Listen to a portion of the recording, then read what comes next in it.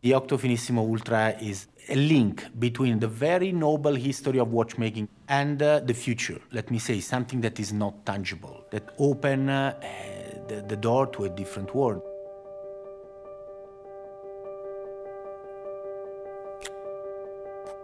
I love to play with constraints. And often the constraints is the turning point of the project and drive the aesthetics. We have 7 world records in a row, so the idea was to have another one, maybe, let me say, the most difficult one, the thinnest watch on Earth. After 7 consecutive world records, we wanted really to push the limits, to break all the rules, to think out of the box. In watchmaking, nothing is possible without very skilled, motivated talents. It was a really beautiful adventure. La saga Finissimo a commencé depuis quelques années. Nous avons organisé différentes séances de travail avec les équipes design, les équipes techniques pour trouver les meilleures solutions pour atteindre la finesse de cette pièce. Mais il était nécessaire de s'associer avec un partenaire et le choix s'est porté en fait avec la société Concepto et notamment Valérien Jacquet. Quand j'ai annoncé aux équipes qu'on allait participer à ce 8e record, de réaliser la montre la plus fine au monde, bien évidemment, la première question qui se pose, c'est comment est-ce qu'on allait faire pour y arriver? Can we make it? Are we going to get there?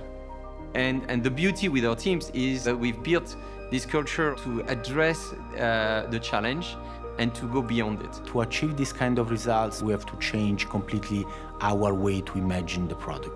Une des difficultés quand on cherche à faire une pièce extra fine, c'est d'arriver à loger toutes les fonctions de la pièce dans un volume très réduit.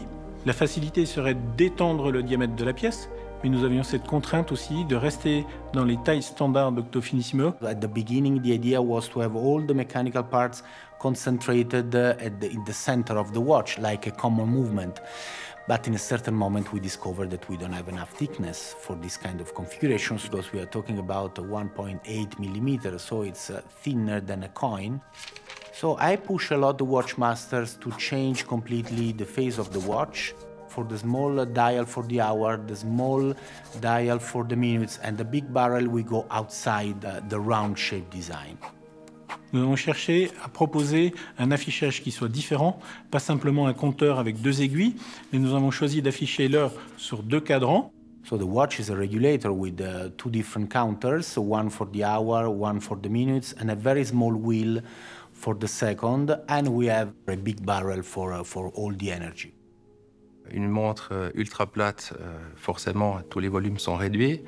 La première question qui se pose, c'est comment est-ce qu'on va faire pour y mettre suffisamment d'énergie pour garantir une réserve de marche de plus de 60 heures. L'épaisseur ne permet pas de mettre une couronne.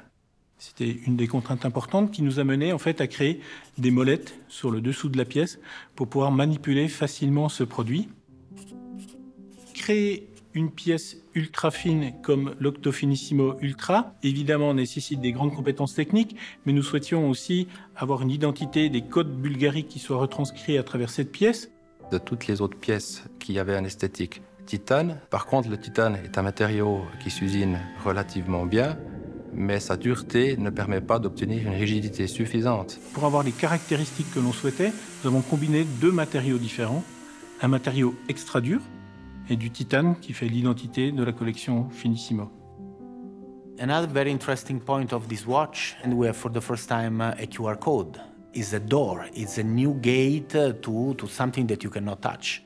To have something that is physically on your wrist but give you the opportunity to go in a different space, it's something that you cannot imagine.